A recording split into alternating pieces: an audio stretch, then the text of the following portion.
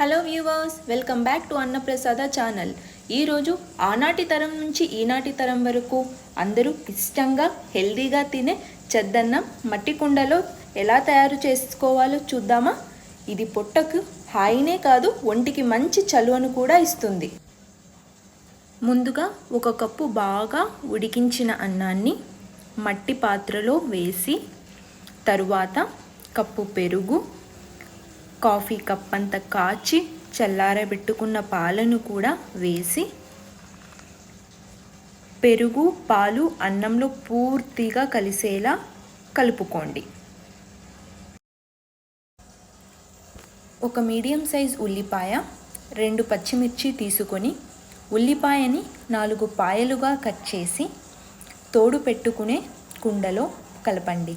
ఇలా కలపడం వల్ల ఉల్లికి ఉన్న ఘాటు పోయి తినడానికి హాయిగా ఉంటుంది. అంతేకాకుండా ఎవరికైతే బీపీ, అల్సర్, డయాబెటీస్ ఉంటుందో వాళ్ళకు ఇది ఒక మంచి మెడిసిన్లా కూడా పనిచేస్తుంది. కుండకు మూగట పెట్టి నైట్ అంతా పక్కనుంచండి. ఇలా చేయడం వల్ల ఫ్రెండ్లీ బ్యాక్టీరియా, ప్రోబ్యాక్టీరియా అంటారుగా, అది ఫామ్ అయ్యి పెరుగు పాలు చక్కగా తోడుకుంటుంది. చూసారా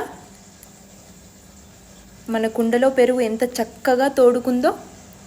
ఇప్పుడు ఒక సర్వింగ్ బౌల్ తీసుకొని తోడుకున్న మిశ్రమాన్ని 2 లేదా 3 గరిటెలు మీరు తినగలిగినంత వేసి, మరీ పెరుగు గట్టిగా అనిపిస్తే 1 గ్లాస్ గోరువెచ్చని నీరు కూడా లేదా నార్మల్ రూమ్ టెంపరేచర్ నీళ్ళు కూడా కలుపుకోండి.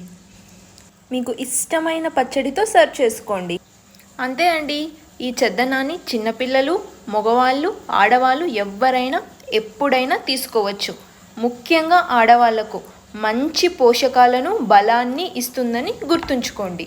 ఇక్కడ నేను సాల్ట్ యాడ్ చేయట్లేదు, నచ్చితే మీరు కొద్దిగా యాడ్ చేయండి. నచ్చిందా?